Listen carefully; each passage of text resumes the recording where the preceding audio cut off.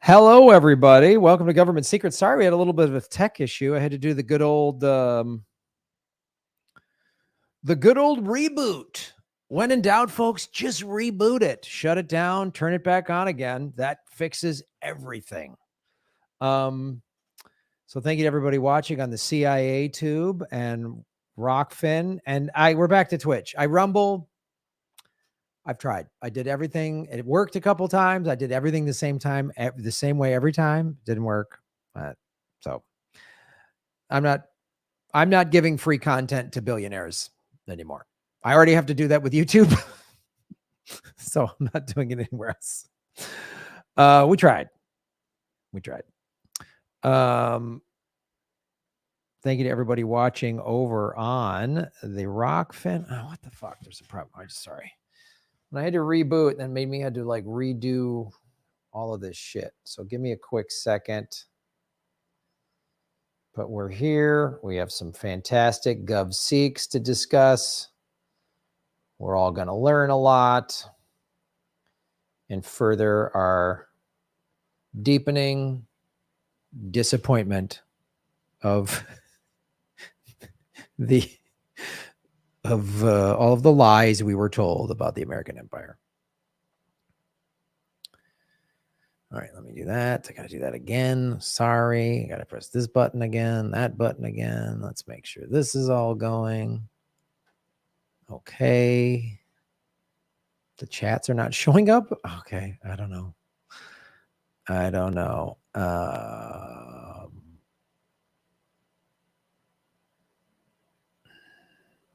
Okay.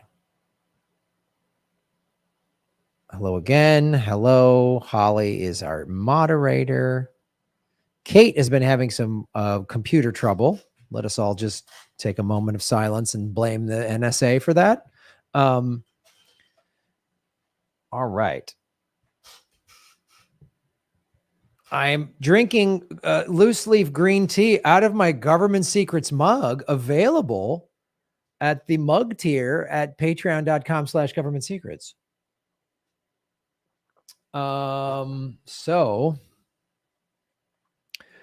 let us, America is not a happy place. That, yes, is correct. Let's bring him out here.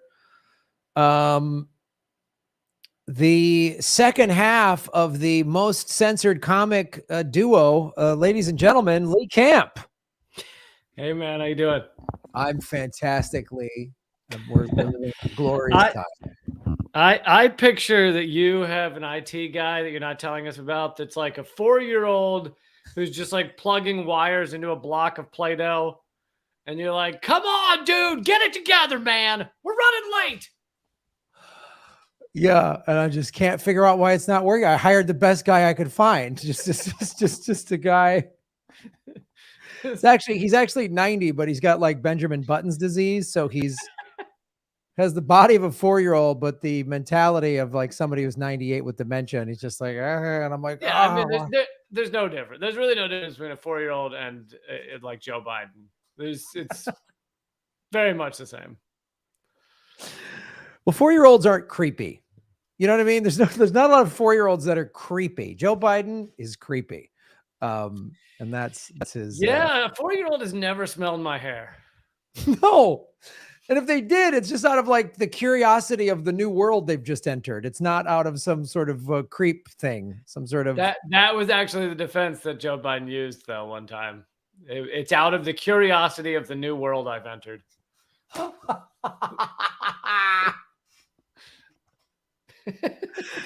Which sounds like a direct quote from a Joe Biden speech that probably just happened.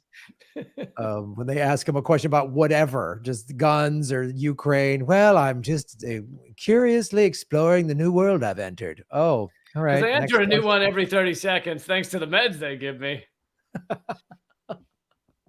My wife has pumped me so full of meds. I don't know what I'm saying, but I do know that if I once in a while lean in and raise an eyebrow, that it will sound like I'm making a point. So, yes. I've been working on my eyebrow. And then the Brian Williams elbow lean in. I have no single eyebrow game. Mine go as a team. They go together everywhere. You got to have a alone. I know. Alone. I think it's the number one thing that's kept me back as a comedian. Is the I don't have a good one eyebrow. It just comes off like a wink. I look like I'm winking at everybody, and that's. It looks like literally like somebody just squirted lemon juice in your eye. Yeah. The way you do it, you just. It looks like a surprise colonoscopy, is what it looks like. Ah! Folks, it's a surprise colonoscopy Friday here at Government Secrets. Whereas it's supposed to look like, what are you up to? I'm on to you. And instead it looks like, ah!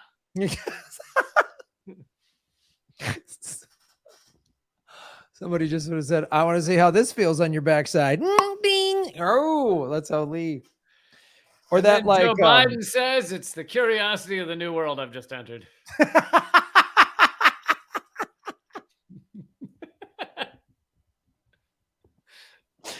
That's what he says as he's like sticking your thumb in your butt. Like he's just like, oh, it's the curiosity.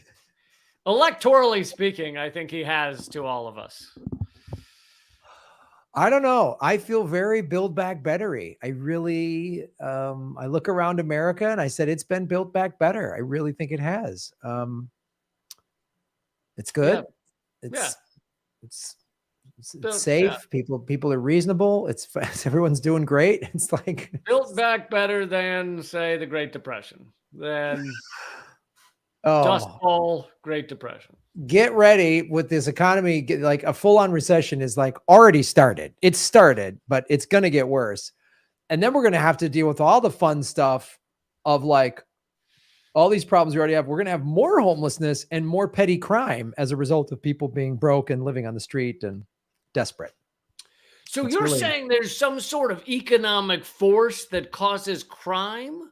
I was under the belief that, just random people, usually people of a skin color that I don't agree with, just go and commit crimes. I thought you saying there's something drives people towards crime. I don't know what it is. I haven't quite figured it out. I can't see that this thing that we're talking about that is happening in America already, literally, this was the childhood I grew up in the 70s with gas line shortages, high crime, a war. The difference is now we're in a bunch of wars, but back then there was a war. Americans were like, why are we doing this?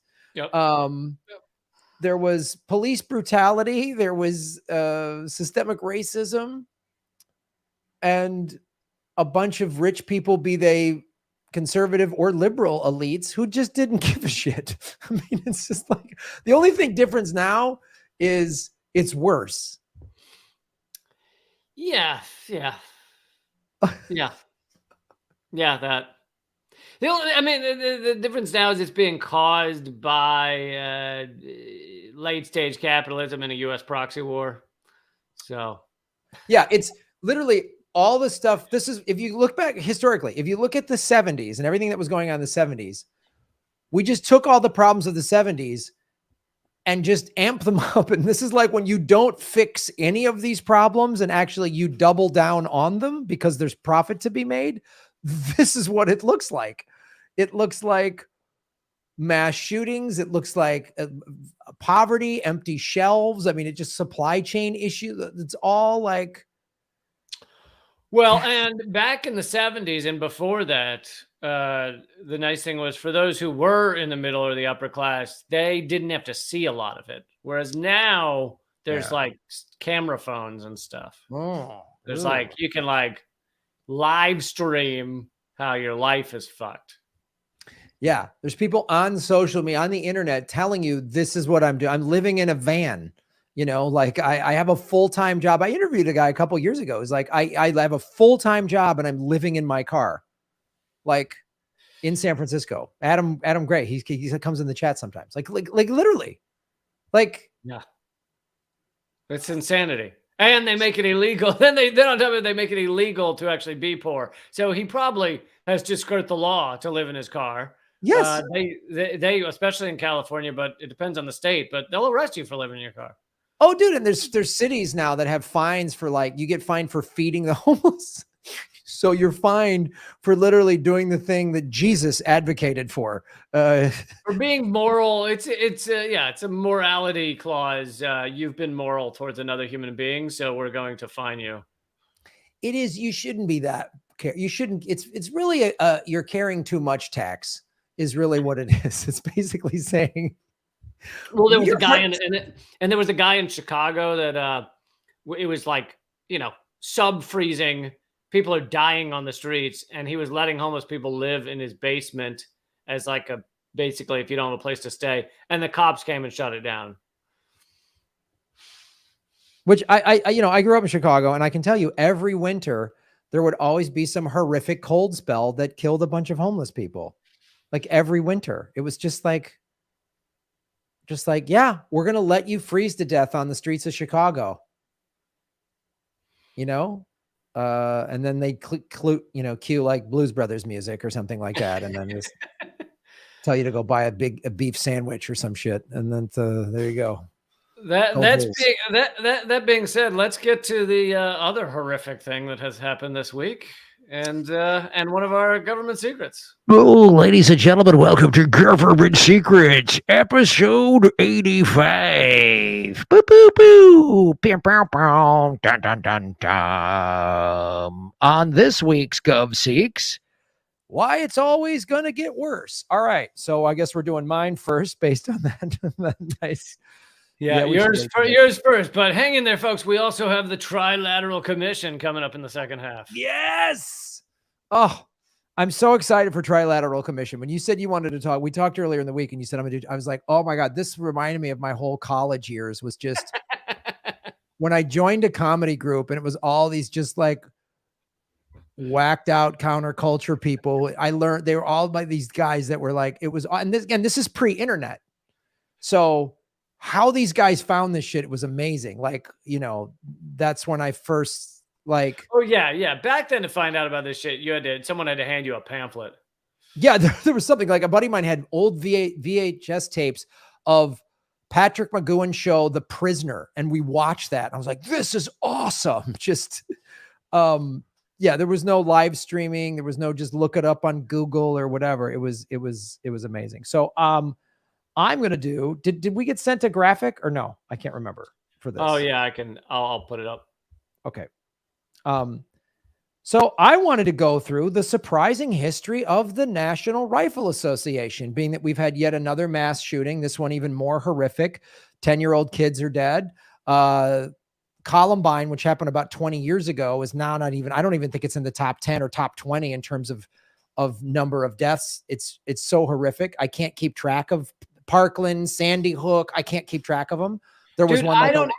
It shocks even me, and I feel like I have a high tolerance for this shit.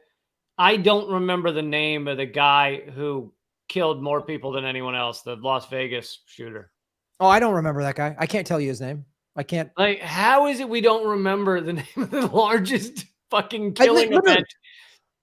I just went, oh, that's right, Vegas. When you said that, I was like, I've totally blanked on Vegas. Like, I can't keep track of them. I literally can't keep track of them. I mean, the politician in Tucson that was shot, the woman, like, I'm telling you, nothing is going to change. Yeah, Gabby Giffords. Yes. There was another representative who was shot in DC.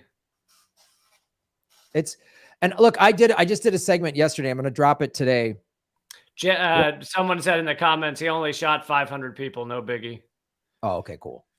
All right. That's good. I thought it was worse. Well, I think it was 50 some dead or 60 some dead. Right. 500 actual wounded or whatever. Yeah. And some NRA person will be like, it was probably only 250. So like, again, it's just the way the U.S. military, when it's like, oh, you killed 10,000 civilians, it was only 1,500. Okay, even if you're right, the 1,500 is still horrible. Like, it's still like the bickering over the stats, whatever number it is, even if it's the lowest number, it's still horrific. I know. With our military, they'll kill like 10,000 and they'll say we killed 150, and you're like, still, you killed 150 children. Like, It's Yes. oh yeah, there was a correction once from the IDF where Bernie Sanders was saying that they'd killed this many children, and the IDF came out and said demanded an apology. It was like, we've only killed 100 some children. Yes, they've only killed hundreds of children. It's literally like, and I've made this joke before of like, it's like you come to me and go, Graham, you broke into my house, you stole all my money, my valuables, you smashed stuff, you shit on the floor, you ate my food, you spray painted a swastika on my wall, and I went, whoa, I didn't eat your food. Hold on, Lee Camp, let's just. That's offensive, and I demand an apology. I would never steal your food or I eat looked something. at it. You had nothing but the cherry Pop-Tarts. The cherry are like the worst ones. I ate before I broke into your house. Okay, I don't break into houses and defecate on people's floors on an empty stomach like a fucking animal. And I stand before you, sir, and I demand an apology. Like, it's just unreal. So, here's the history of the NRA. So that's them, two white guys looking, oh boy, those guns look fascinating. Look at your gun, Jim. How's my gun? Would you like to rub each other's button nut sacks in a sauna later? And my penis is very small, so I'm holding this gun, but I can see going for something larger. The subtitle says how a gun hobbyist club morphed into one of the most powerful political organizations in the U.S. And I just love the idea that they used to be called gun hobbyists. Well, I'm going to show you in a second. They were advocates for gun control. So, get ready for this wake up call. In 1871, two Civil War veterans in New York, one of them a former New York Times reporter, along with the NRA's first president, Union General Ambrose Burnside. Now, please tell me he's related or friends with one of your great-great-grandfather camps or something like that. I'm sure. He totally. He's the love child of a couple of my ancestors. It has to be. And I'm never really wanted to ever have kids until this article. And now I want to have one and just name them Ambrose Burnside Elwood. Just Ambrose Burnside is pretty damn good. It's the name. It's the name of both him and his horse. Yes. Well, I would give birth to a centaur. I mean, if I was to have a child. And of course, I'm saying I can give birth. The child will be in my womb. So I'm stating a lot of facts early on here. But anyway, the original reason that General Ambrose Burnside started this was to improve the dismal shooting abilities of the average Union soldier. Yankee troops fired 1,000 rounds for every bullet that struck a Confederate soldier, according to an official study. Christ. They were just hitting. Every bird nearby was dead, but the soldiers were fine. Just like, what were they doing? What were you guys? Did you guys not have even just like a scope or whatever? In their defense, I think the gun barrels were warped because it's made by some dude in his basement.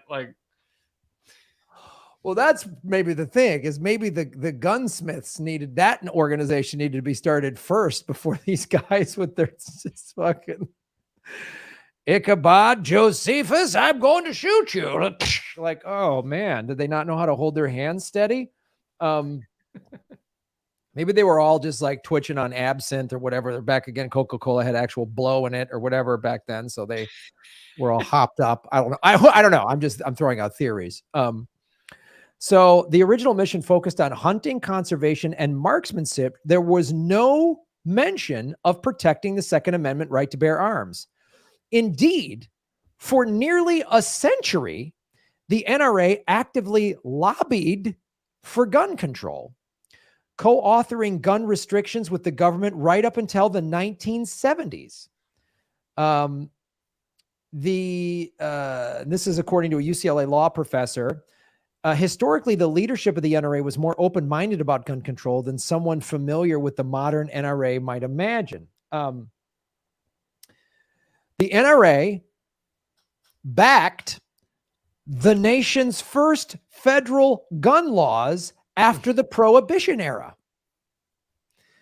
When Tommy gun-wielding gangsters warred in the streets of Chicago, The National Firearms Acts of 1934 and 1938 placed heavy taxes and regulations on machine guns, sawed-off shotguns, and silencers, prohibited felons from owning weapons, and required gun owners to register with the federal government. Man, those goddamn socialists were taking away everybody's rights. Sounds a little different than now. Weird. It's almost like we needed government laws and I don't know, maybe I don't think this word's going to trigger anybody, mandates to protect the citizenry. Huh. Well, and I don't know, maybe I should say this for later. I'm not sure where to insert this, but and I don't know whether you and I disagree on some aspects of gun control. But what part of what you're saying is getting to is that everybody I've spoken to, and almost everyone I know, and almost everyone I see, believes in some kind of weapon control in the country. I have never met a human being who's like, yeah, we should have nukes. We should be able to sarin gas a whole city if we feel like it. Totally fine. So if we start with the premise that we all agree with some kind of weapon control, then really it's just where do you move that needle? Does it allow assault rifles? Does it allow 500 bullets in 2 minutes? So we're just arguing over where that needle goes, and no one wants to say that's the discussion. They all want to pretend it's like all guns or no guns. That's the stupidity of America, and we've been so propagandized. America is a death cult. It is a death cult. There's no two ways about it, and you have to get out of America like a cult. You have to get out of it. Whatever sect of the cult you're in the right-wing sect, you're in the Second Amendment sect of the cult, you're in the liberal sect, even the fucking Assange movement has a fucking lot of cult nut bags in there. You've got people that are fucking crazy and will not listen. There's no subtlety. There's no nuance. There's no room for, hey, you have some good points. I don't agree with all of them, but let's find a middle ground. There's no room for any of that because we've been so propagandized. So this gun debate, I've heard this gun debate for 20 fucking years now. It's the same thing. This last couple of days, it's been the same arguments. And it's always this either or. Well, it's a mental health issue. So we either got to fix mental health or take away everybody's guns. There's so many things, as you and I have discussed numerous times on this show, that contribute to this, why the problems are in America.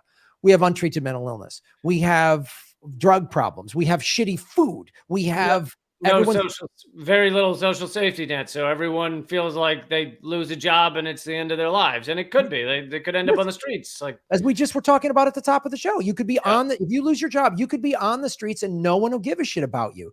You're fucking abandoned by your own government. It doesn't matter who's in power, be it Republicans or Democrats. You have nothing. We've seen the last 2 years, the most egregious versions of this, right? The CARES Act and all the other stimulus from Trump and Biden. It's Wall Street gets made out. New billionaires are flying their cock rockets around the planet, but you can barely pay your bills. And the shelves are empty and gas is $6 a gallon. And oh, by the way, there's no infant formula for you. So suck it, man. There's nothing for you to do. So there's all these things that then we had to send the infant formula to Ukraine. They needed it. So. Well, amen. I stand with the Ukraine infant formula. That's really, weird. There's all these, we've killed 205,000 kids in Yemen that through starvation mainly, but they don't get, I guess we don't have baby formula. I don't know. Maybe the brown kids don't like it or they're dicks or something or whatever. So it's madness to me. There's all these things we're not fixing. All of these things, which you and I both know are through capitalism. If we fixed all of these things, then we could have a realistic discussion and even debate on how exactly we're going to regulate this in some form or another. And at the same time, you can't wait till all those things are fixed to also have this discussion. Right. So for the people that are like, well, it's not about guns, it's just mental health. And it's like, look, there's a lot of issues. America is a powder keg right now, but we're not going to wait till we solve every American issue before we have the debate about where that fucking needle lands on weapon control.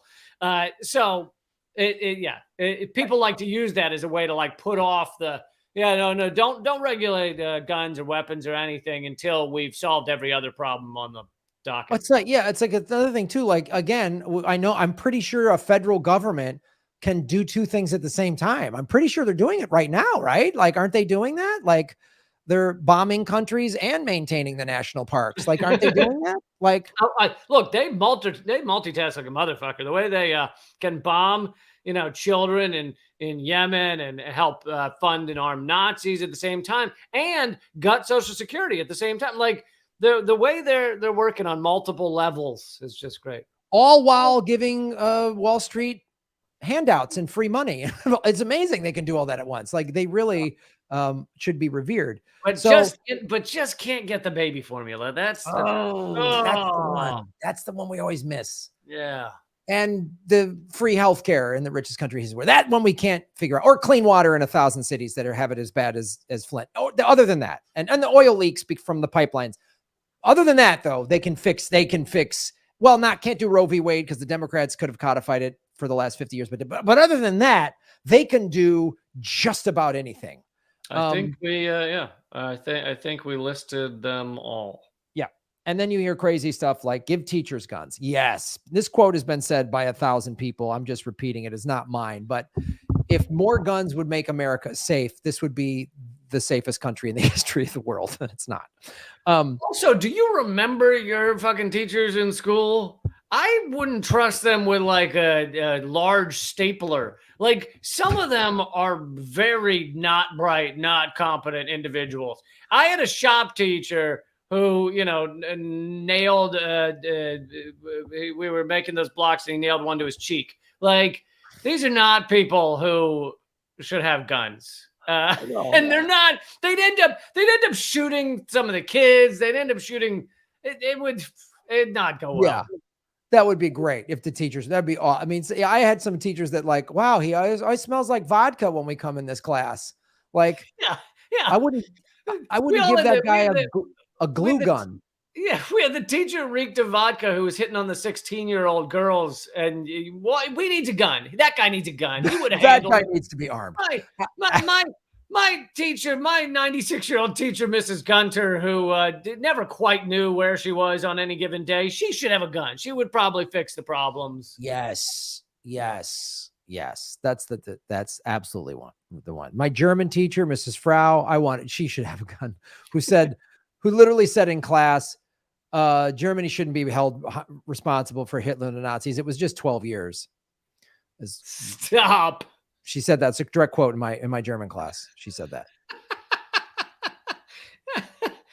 Yeah, and then how many of these teachers become the shooters? They're like, well, I have a gun. God, there would be these teachers would lose their shit and just be fucking gunning down everybody. So anyway, let's go back to the early days of the NRA. The National Firearms Act of 1934 and 1938 placed heavy taxes and regulations on machine guns, sawed-off shotguns, silencers, prohibited felons from owning weapons, and required gun owners to register with the federal government. NRA leader Carl T. Fredkin not only endorsed the legislation, he went so far as to state, quote, "I have never believed in the general practice of carrying weapons. I think it should be sharply restricted and only under licenses." The head of the NRA in the 1930s said that quote. And they stayed in that position right through the 1960s when the assassinations of the Kennedys, MLK, Malcolm X, all stuff we've covered here. We haven't done Bobby Kennedy yet. I feel like I'm going to do that one, but and it emerged that Lee Harvey Oswald used a rifle purchased via the NRA mail order advertisement to assassinate Kennedy in 1963. Now, you and I both are going to go, he didn't do it, but I see your point. It wasn't actually him, as we covered in the episode, but he still, probably. Yeah, I see your point, but we know he absolutely didn't do it in the 3-part series. That, along with my Epstein videos, helped me get demonetized. But other than that, I see your point. So, yeah. There's the other little thing, too. NRA Executive Vice President Franklin Orth backed the banning of mail order sales And when members of the Black Panther Party marched on the California Capitol carrying shotguns and rifles, suddenly, Lee, the NRA supported state legislation prohibiting open carry in public places. Isn't that weird? And that was Ronald Reagan's time as well. Governor of California. All of a sudden, Ronnie was like, you know what? We need some gun control. Yeah. Bedtime for Bingo or Bonzo or whatever. It was like, oh, we can't have the Black Panthers having guns. So let's dial that back a little bit. Now, had they been like Klan members or white nationalists, it would have been like, it's time to bear our arms for our rights. So yeah, well, the beginning of our police force was slave patrols where they basically said to any white guy, hey, you got a gun? If not, we'll give you one. And you can just look out for any black people that might be wandering free and you can, arrest or assault them as you see fit. But so the beginning of our police was like, white guy, got a gun? You're on the force. You passed the test. Yeah. We'll even give you ammo. Like, does this finger work? You got the job, kiddo. So they prohibited open carry in California. And this is the quote by our boy, Governor Ronald Reagan. There's no reason why on the street today a citizen should be carrying loaded weapons. After gunmen assassinated Martin Luther King Jr. and Robert Kennedy, Congress passed the Gun Control Act of 1968. The law imposed various new restrictions, including on the shipping of guns across state lines.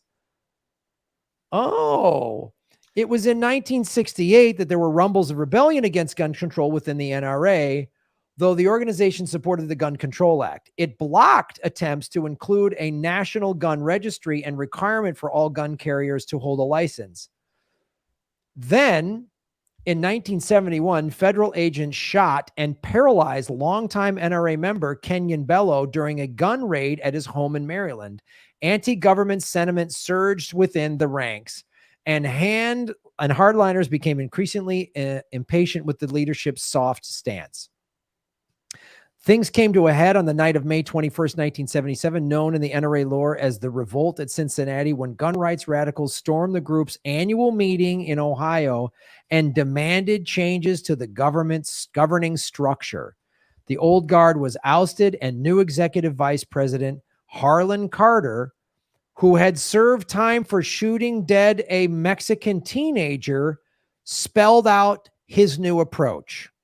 No compromise, no gun legislation. The NRA would become an organization so strong that no politician American mindful of his political career would want to challenge them and their goals. How did it build its power? What happens then is the NRA began grading politicians from A to F. Those with the best report cards were given campaign money. The rest earned the wrath of the NRA. Yeah, and if they had someone who was like an F, meaning actively anti-NRA, they would find someone to run against him. So you'd basically and heavily fund that candidate. So you basically, and there's AIPAC does a lot of this as well. Yes. But you basically you don't just fund the candidates you like, you heavily fund candidates to go against those you don't like, and money buys our system. Yeah, it basically. It basically says, this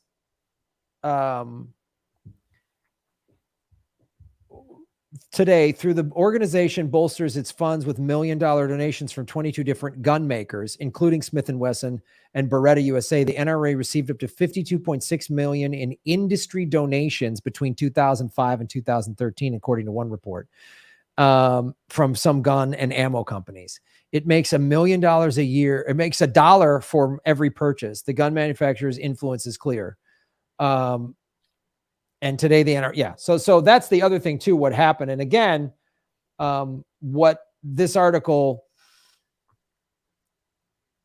doesn't really go into enough is how the corporate money, the gun manufacturers came in and said, it's the same tactic we've seen with everything else, right?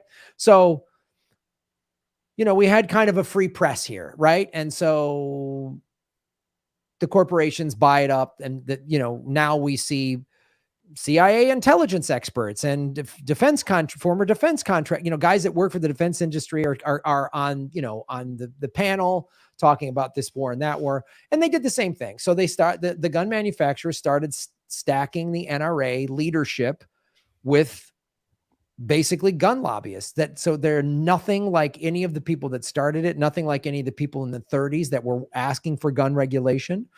And I'm sure they took, like, that guy who's had killed a Mexican. I'm sure they found some, like, clanny white nationalist types and went, hey, you're going to need to protect yourself from the brown hordes, and push them into position to do this. I'm sure. I mean, if I dug a little deeper, I'm curious about that 1971 thing. I bet you that feels like it should be a separate segment, because I bet you if I dug a little deeper on that, we would find some, like, and this guy from Smith & Wesson gave 20 grand to this guy to get everybody guns and stirred up. There was some guy going, we got to overtake. And somebody stirred it up and went in there and did it. And they did it for the gun lobby money. And now gun sales go up whenever there's a mass shooting. And I did a video on it showing all the donations. It's mainly to Republicans, some Democrats, but the one Democrat that is against gun regulation is also the guy that's against abortion, is the guy that Nancy Pelosi is just stumped for, and Henry Kirill or whatever his name is. I mean, yeah, it goes to show there's no difference between the parties, really. That was the only thing there was, like, any kind of difference between the parties that people would claim is, like, abortion and stuff, and guns. It's not true. It's not true. Abortion, I mean, gun. Yes, the NRA gives more to the Republican Party than Democrats, but the Democrats never fight. They're in power now. They're never going to really fight. They're going to give, they're already backpedaling now. Because they would have to not just would they have to fight to achieve it, but they know they'd be giving a giant political football to all of their enemies. If they would actually succeed in any gun regulation. And we live in such a bought-off system that they're not going to do that. None of them have a spine or any balls or vaginas or whatever you want to say. They're not going to stand up for what's right in a society unless it equals money, donation, power, and so there's no reason for them to stand up for that. Yeah, and it's. I mean, the only kind of difference between these two parties is NRA gives more to the Republicans and AIPAC gives more to the Democrats. I mean, that's the only, like, that's the, like, oh, that's the big difference. Do you want to go with the guys that get more AIPAC money or the guys that get more NRA money? That's good old America. So that's My Government Secret episode 85 segment on how the NRA actually used to be good.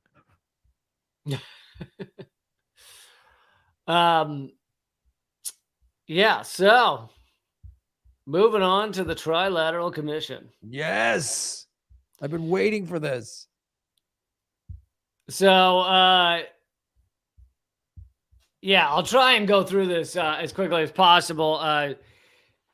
Some people may be, the Trilateral Commission is complicated because there's a lot about it that's nefarious and awful, and I will read some quotes and things from them that show you how horrific it is. But at the same time, it's used by some people to say, like, they rule the world and they're trying to create a one world government and things like that. And so it's kind of complicated in that it can be both. It can be awful and fucking terrible parasitic vampires, that are the ruling elite of multiple countries.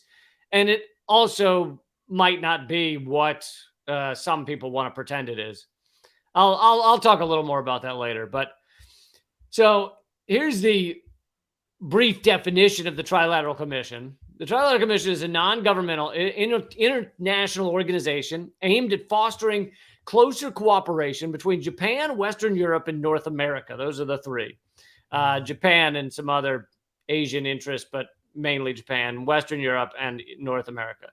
It was founded in July 1973, principally by American banker and philanthropist. That's Wikipedia for you.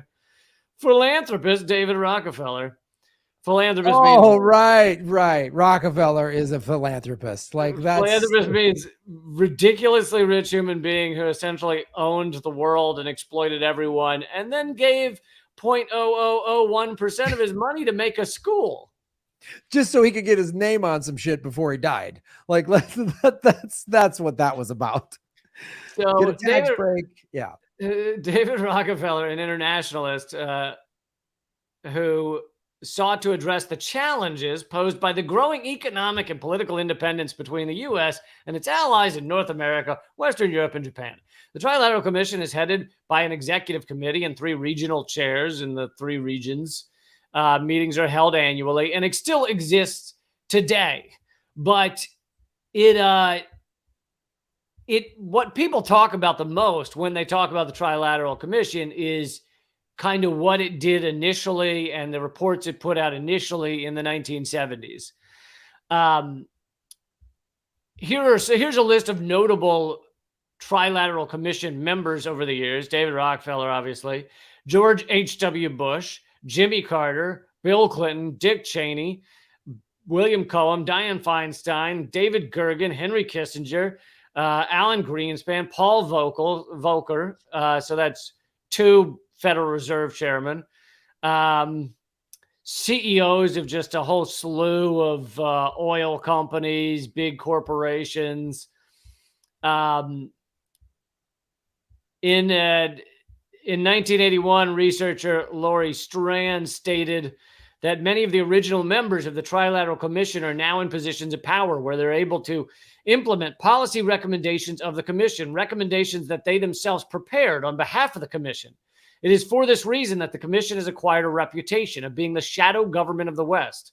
The Trilateral Commission's tentacles have reached so far in the political and economic sphere that it has been described by some as a cabal of powerful men out to control the world by creating a supranational community dominated by the multinational corporations. Now, Hold on. I just got to interject this real quick. When you were reading that name of trilateral people, I was literally just waiting for you to just keep going and just be like Lex Luthor, Thanos, the Joker, Hans Gruber from Die Hard, just fucking Thanos, the Blob, the Blob, the guy from the Saw movies, just like just all of them. The Silence of the Lamb mask, actually, not the guy, just the mask. Yeah, that guy. What's his name? Bill something. Oh God, every evil creep from every comic book movie or whatever action film is just on that list. So these are evil motherfuckers. These are all war criminals. These are all horrific human beings. Even the CEOs who are not war criminals, maybe, but they are, ExxonMobil destroying lives around the world, causing climate change, obliterating our futures, not caring that they're doing all of this.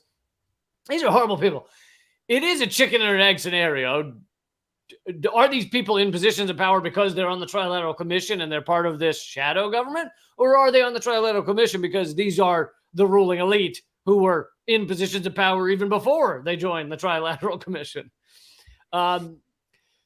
But it seems clear at the very least that the Trilateral Commission is a group of these awful ruling motherfuckers that this is kind of their theory of change and what they're worried about and what they'd like to see changed about these governments that are, and corporations that, and I love the sentence where she said, some people fall into believing that it's a supranational government, shadow government. And it's like, well, in many ways, even outside the Trilateral Commission, the ruling elite is a tiny group of individuals, and the CEOs of these corporations and the richest people in the world are richer and more powerful than many nations. So it's like the likes of Bezos and the CEO of ExxonMobil, they are the shadow government of the world. And they have so much influence over the most powerful countries like the United States that they are the shadow government. They don't, like, you don't need, people want to be like, it's a trilateral commission. It's like, no, you can just look at it without even pointing to some, secret society and just say they are the shadow government. Like, look to Jeff Bezos or Elon Musk, right? So Bezos flew that rocket around the planet, that cock rocket, and he had tax dollars.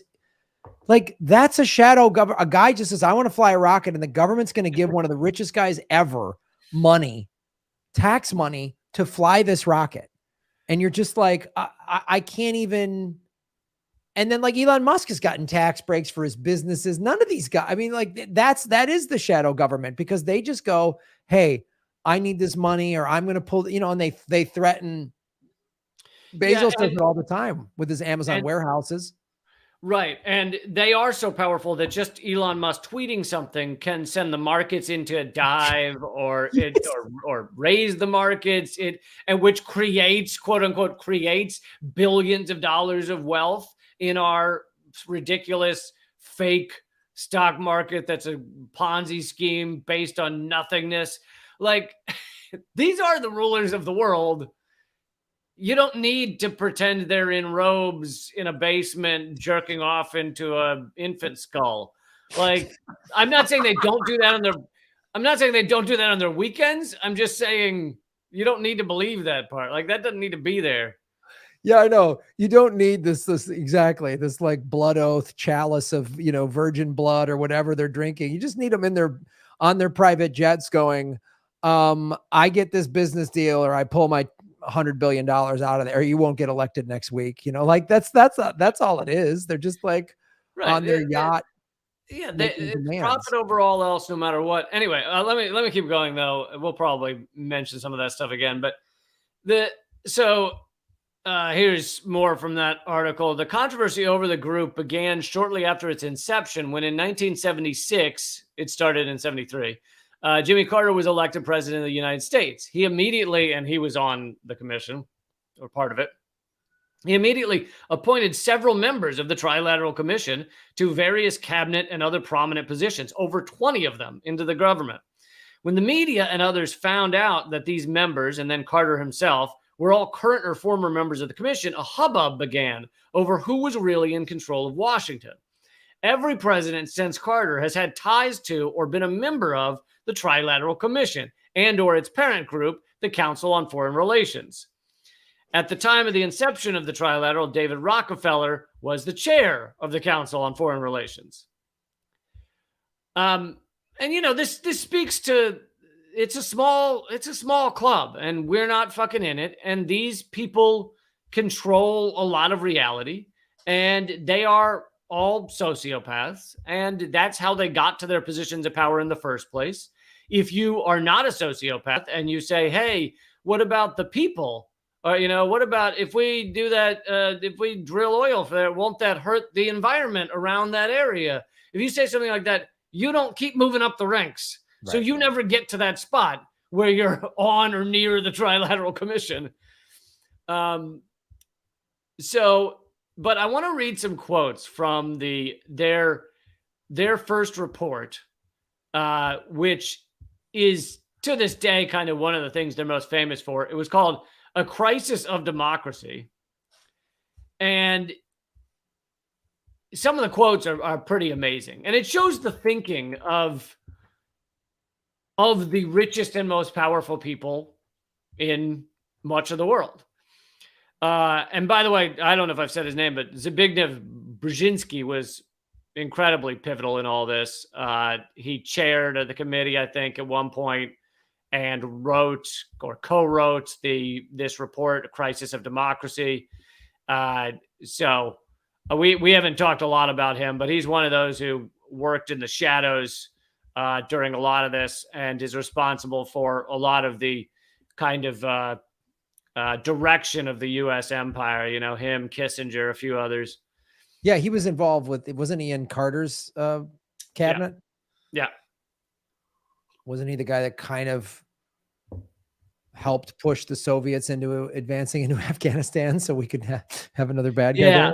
Yeah, wanted to create the Soviet Union's Vietnam. I think that was his wording. Yeah. Which is what they're trying to do, and maybe they're succeeding in Ukraine again. And of course, what did they do to Afghanistan? Destroy the people of Afghanistan. But that was no concern of ours. So it was fine by us. They're just people. Who cares? So here's some quotes from the Crisis of Democracy. The essence of the democratic surge of the 1960s. So remember, this is 1970s. They're worried about everything that's gone down in the 60s. Democratic surge of the 1960s was a general challenge to existing systems of authority, public and private. In one form or another, this challenge manifested the United States itself in the family, the university, business, public and private associations, politics, the governmental bureaucracy, and the military services. People no longer felt the same compulsion to obey those whom they had previously considered superior to themselves in age, rank, status, expertise, character, or talent. So this is them outright coming forward and saying the problem with the 1960s and the difficulties we're having in this country is that the people aren't obeying.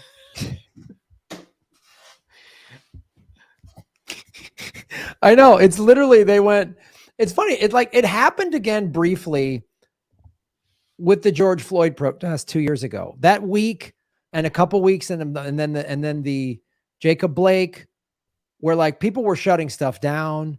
When the sports leagues they said we're not playing, they were like, oh no one's obeying. I mean, they got everybody back in line. I believe in my thesis, there's a block of time over several years that is where the internet it was available in every household. Social media actually got good and quick, and you could use it steadily and easily. And it's on most people's phones. And that period of time is like, to give rough years, 2008 to 2016 or something.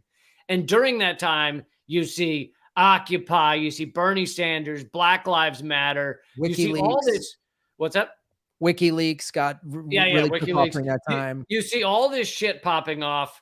Arab Spring, even though a lot of that ended up causing not going the way a lot of people would have wanted. But you see all this stuff popping off. And I think the ruling elite realized they had lost the narrative control. Yes. And that begat 2016. And the only way they kept Bernie Sanders out of office was by rigging the whole thing. And that begat 2016, where they suppressed and demonetized and banned and censored. And it's still going on today. Yeah, you're right. That's a great historical reference. Because if you think about that time on the internet, there wasn't a lot of bots. Like the bot thing didn't really start till about 2015, 2016 is when, in that election is when you first started to see bot. Like all of a sudden you were like, why is this one tweet getting swarmed by these followers with 200, they have 200 followers. They look fake. Like, and even the algorithms were either right. not hardly used at all or not good. So there were no heavy suppression algorithms. There, like, things could go viral that were weird or legitimate, just bizarre or what? Well, saying that they would go viral legitimately. Like that's what I mean. Legitimate, organically. Yeah. Organically. Like this is, oh wow. And you could like get a following. You could put something out there that they liked, and you would just like, dang, this thing, I saw it happen to friends of mine. It happened to some of my stuff, but like some comic friends of mine, like, damn, I just started doing this and it blew up, and I'm doing, and that can still kind of happen now. Of course, you can still have something go viral now, but there's so much suppression. That was back when YouTube was like, if you crank out a bunch of videos, you're going to get a couple 100,000. I mean, if you just put your head down for several years and just like bang out videos, I wish I would have started my YouTube channel like just 2 years prior. It would have, I mean, I would have blown it. I mean, I probably would have still been deplatformed or whatever, but like you could, if you started pounding out content, all of it was new. It hadn't been the podcasting in like 2006, 2007, 2009, 10, 11, 12, even no big corporations hadn't jumped into it yet, all of it. And now like you say, the algorithm is designed, they're designed to throttle, to create everything as a fight. They disrupt and divide everything. And they see how they've also figured out thanks to social media and your internet and the data collection, you see what the data collection does. So now they can get a profile of you and they can say, we'll send you this information for people to agree with you. We know that and they know how to attack people. I was pointing this out yesterday on Twitter, just like, this is how they do this. And everyone was attacking me in the way that private intelligence and the easy manipulated react. It was fascinating to watch. Like, wow, they're doing this, and they know how to target you, make you feel isolated. They've done all this stuff. Now it's so much more sophisticated. I think the only reason I've survived, I mean, not survived as in getting a lot of hits. I'm suppressed into oblivion, but I mean, survived like mentally and emotionally, is because I don't read almost anything. Right.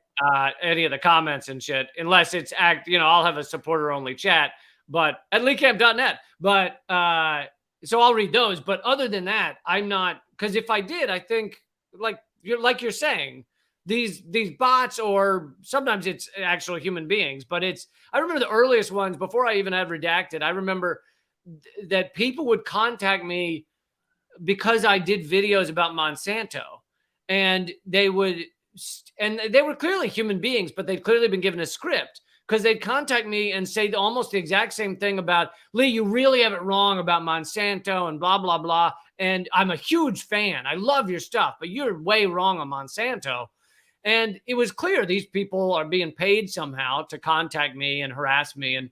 And if I were still reading all of that shit, I'd be broken. And they also know how to manipulate, because Americans are so easily propagandized. They know how to manipulate people who aren't bots, who aren't paid private intelligence, to get worked up about stuff. They know how to, like, oh, if I say this, I'll get all these people. They know how to create like cult-like status around people, because once you create a cult-like status around a person or a movement, then it's easy to go, because in the cult mentality, if you studied cults, and I watch a lot of cult documentaries, so I'm really starting to recognize it now, even in the sort of like indie left activist world. There's a person or a cause that is the cult thing, and then when you get people that they can target, and they go, these people are susceptible to this like culty groupthink, regardless of the cause. It doesn't matter if it's Trump, if it's the NRA, if it's lefty, if it's Assange. It doesn't matter. You can get people to line up and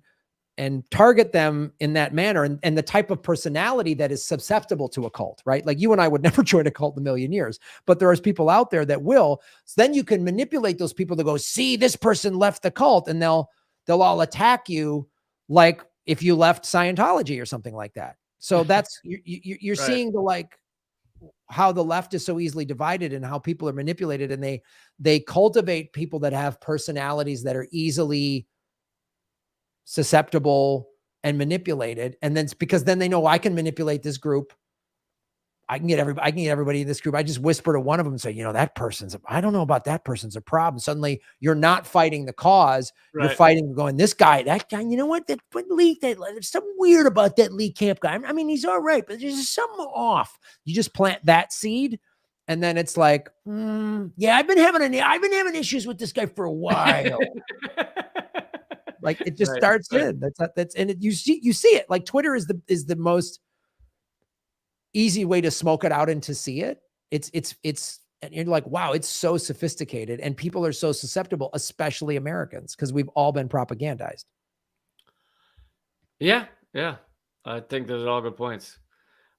So to circle back to the Trilateral Commission, this is kind of the first glimpse of the ruling elite dealing with the fact that they're losing narrative control. So I read the quote about how they're not obeying anymore. They're not obeying their superiors anymore. I mean, they're outright saying this shit. That's what's so amazing. This is not a leaked document. They wrote a report. So here's another quote. Some of the problems of governance in the United States today stem from an excess of democracy. Needed instead is a greater degree of moderation in democracy. Yet again, they're just outwardly saying that democracy is the problem. Basically, average Americans being able to voice their opinion, to vote, is creating a problem. And people are no longer obeying, and the state can't handle the pressure of people not obeying. Oh man. It's so out. It's like they just put it right out in the open and for all of us to see. And then most people read it and go, nah. Or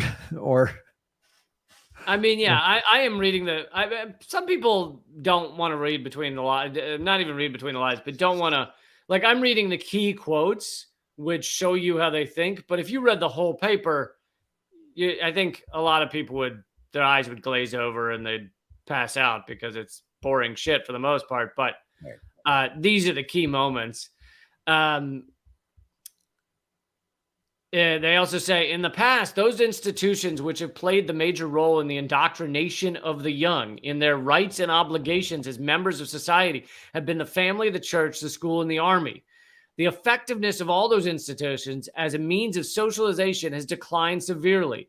They literally said the institutions that we run, that we, the superiors, run, are failing to effectively indoctrinate the young.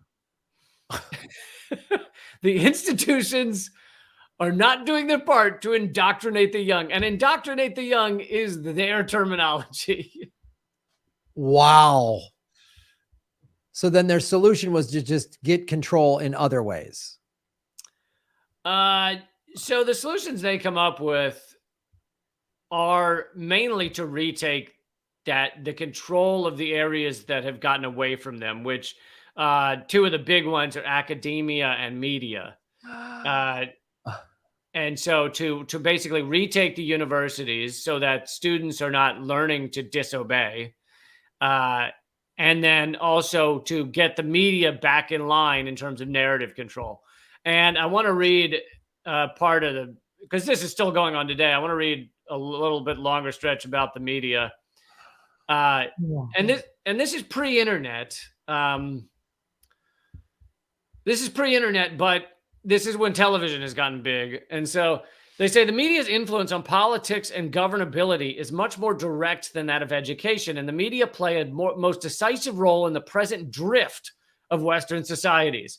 And keep in mind, what they mean by drift is that people are like standing up for equality and that kind of thing. They, to continue the quote, they are a very important source of the disintegration of the old forms of social control. Television, particularly, has played a major role in this respect. It has made it impossible to maintain, and this blows my mind, it has made it impossible to maintain the cultural fragmentation and hierarchy that was necessary to enforce traditional forms of social control. TV has caused us not to be able to maintain the cultural fragmentation and the hierarchy that we need to have social control. Wow. And that's like literally that. I'm sure then like the next week is when the CIA is like, we're opening up offices in Hollywood, like that's like, we're going to really get, and you see why now they control everything because they saw TV was getting out of control. So I'm sure when the internet happened, they didn't have control of that, needed to control that. And oh boy, and social media. Oh God. They say the strength and appeal of television is such that it has forced the complete change of public and social life and has also indirectly helped the press to restructure itself. The main impact of these changes, of course, is visibility. The only real event is the event that is reported and seen. So they're lamenting lamenting, but also seeing it as a opportunity that the only things that really happen are those that are covered on the news. And they say, thus, journalists possess a crucial role as gatekeepers of one of the central dimensions of public life. The media have thus become an autonomous power.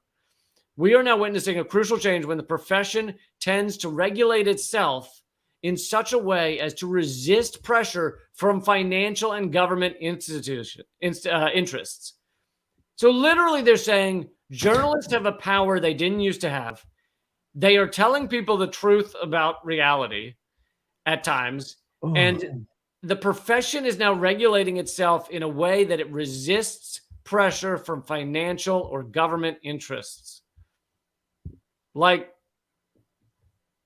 the financial world can't control the narrative anymore, and the government that we rule can't control the narrative anymore. I kind of feel like that sentence was read regarding like you and I on YouTube. I know. Like, You could just take these quotes and read them about YouTube as to why the change happened in 2016, and it all applies. yeah, it's the same thing. Like you said, that era, 2000, YouTube started in, I think, 2010 or some 5, 6, somewhere 8, 9, somewhere in there, right? And it was this, and it became this like place of alternative narratives and, even counterculture or independent political beliefs outside of the two-party duopoly and the corporate media. And it became this place of like all these interesting exchange of ideas. And they went, no, it's you got too much influence and power. And now I think they've wised up to realize that the thing I know is anybody that unifies is a threat, right? And so, and we've covered this on and down the line, Fred Hampton, anybody that unifies different groups, that's the biggest threat.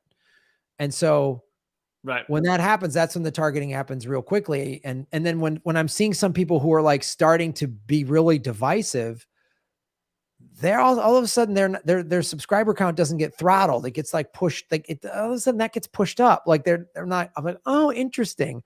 When they were unifying people along like labor lines, that's always a big threat. Anti-war lines. That was a big, that's a threat. So when they get people to then start fighting and put them back in their camps, and everyone's fighting with each other, then they're like, that's obviously part of their tactic. So they'll let people stay out there and even thrive if they're helping, if they're fighting.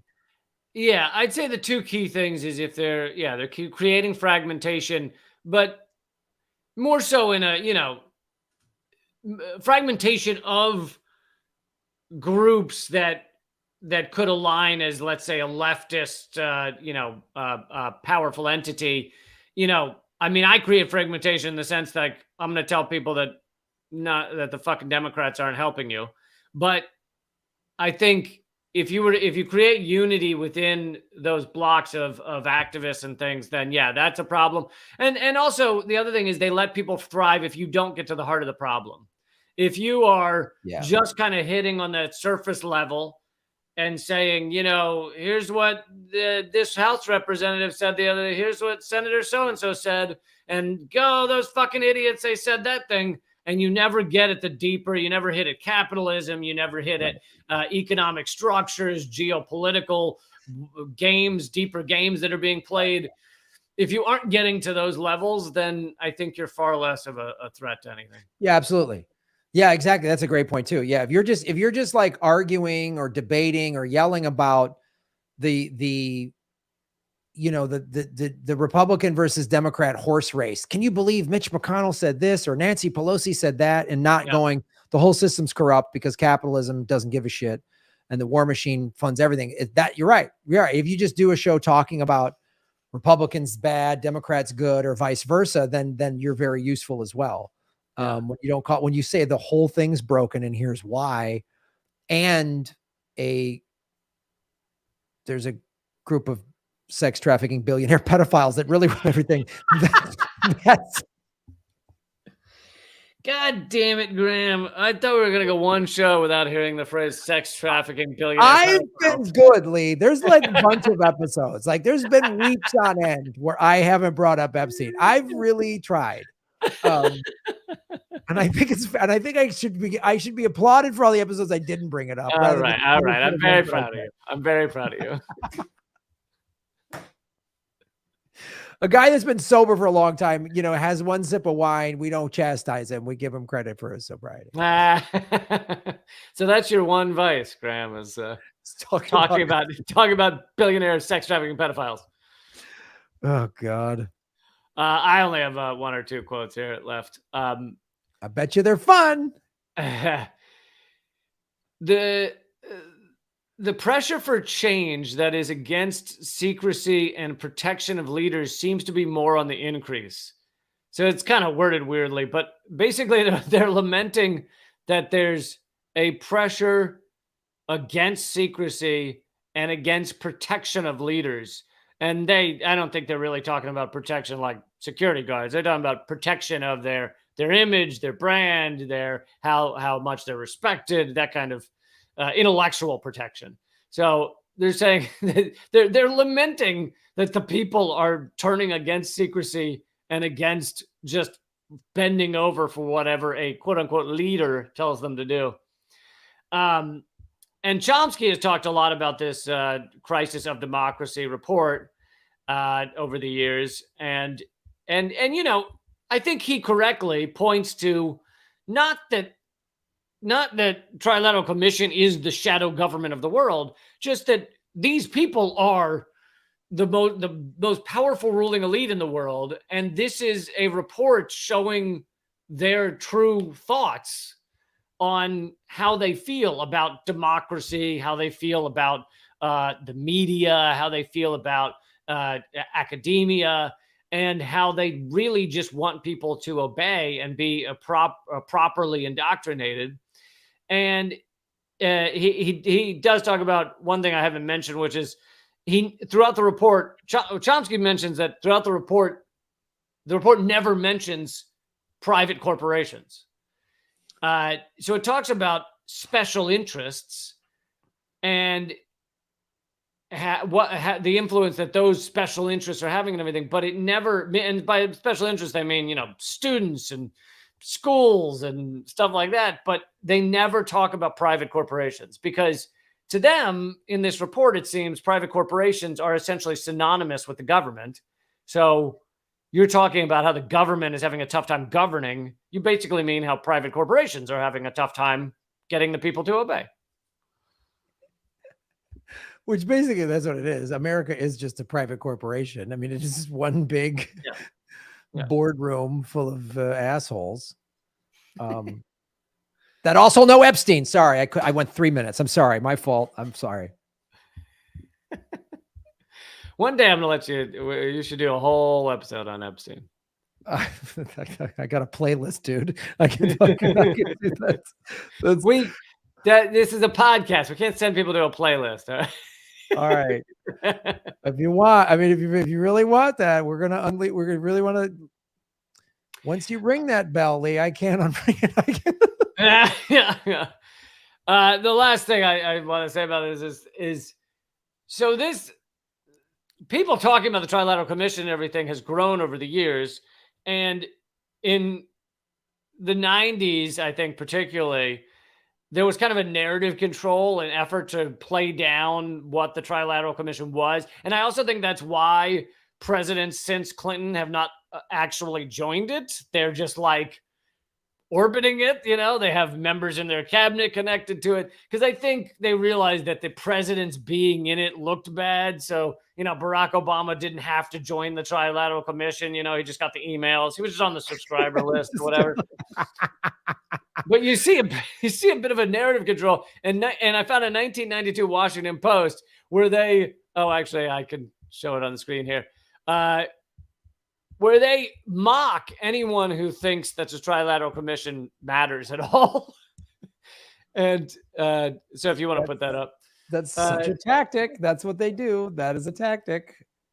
The title of the article is "Beware the Trilateral Commission." It's like, behind closed doors, they're meeting this weekend in Lisbon. Some call them the shadow government or the global elite that runs the world. They call themselves simply the Trilateral Commission. And then it says in parentheses, chills run up spine. So they're mocking anyone who thinks this actually matters. But they do, in the article, admit that, quote, Now, the truth can be told about the 325 people on the Trilateral Commission and the many previous members. They do run the world. Yeah.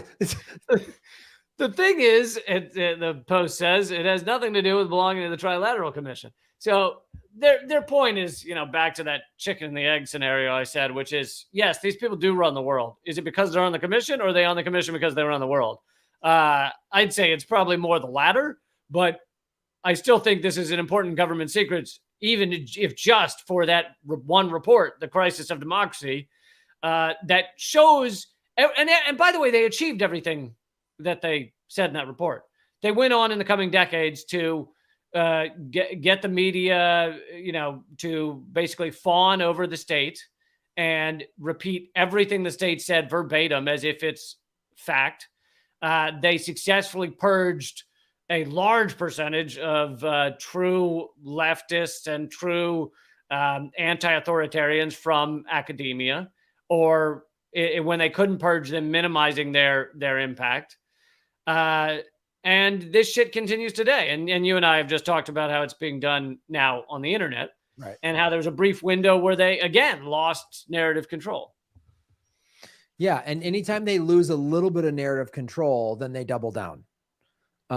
They really double down. And it's like, when the technology changes or advances faster than they can control it, there's this little brief window, like we've talked about, that there's a little bit of freedom. There's a little bit of like people, new ideas getting out there, people learning about, and then they always come in and clamp down even harder every time. And now their methods are all that stuff you read was mainly from the 70s or whatever, and it's gotten way more sophisticated. Now they know how to, not even just, as I was talking about earlier, about how they know how to divide, get people to fight with you. They also know how to distract you.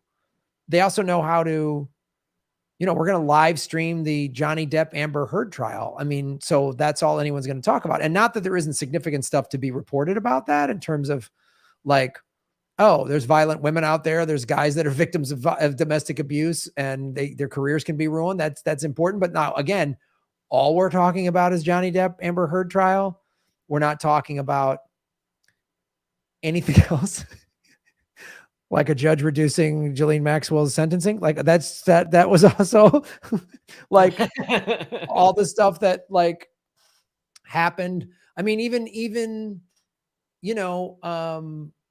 there's always, the fact that out of all the paperwork they got from Ghislaine Maxwell, apparently there were no other pedophiles that they could arrest.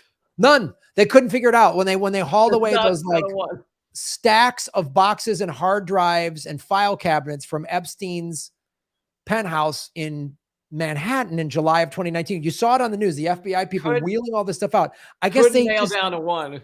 They couldn't find anything else in there. There's no hard evidence. Jean-Luc Brunel hangs himself in prison. The media just didn't talk about it because we were talking about, I don't know, whatever was going on at the time, Ukraine or whatever. It's like they know how to distract. If there's people are really starting to like, wait a minute, question the truck where they pulled everything out of his apartment and they put it on the truck and everything, that just drove straight into the Hudson. Yeah, just the guy just put it in drive and put his, kabloosh. Put like a baseball bat or a brick on the gas pedal and just jumped out. And that's what. No, FBI is going to look into it. Yeah.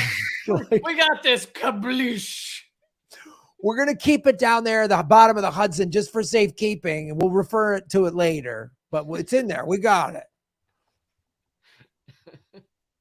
And then meanwhile, whatever, some celebrity is going to break up with somebody or something. Yeah.